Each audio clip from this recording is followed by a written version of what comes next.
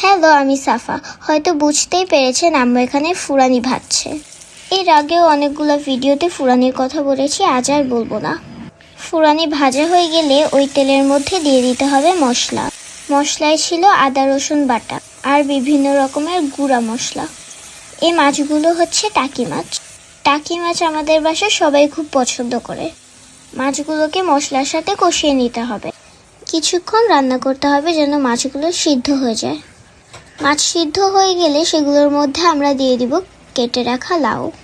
লাউগুলো ভালো করে মাছের সাথে মিশিয়ে ঢেকে রাখতে হবে।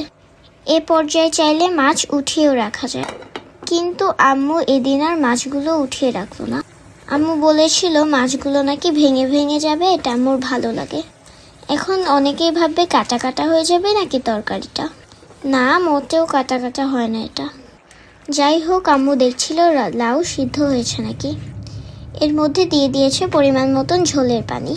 বলক আসলেই দিয়ে দিতে হবে ফুরানি বাটা। ফুরানি দেওয়ার 1 মিনিট পরেই দিয়ে দিতে হবে অনেক অনেক ধনে পাতা।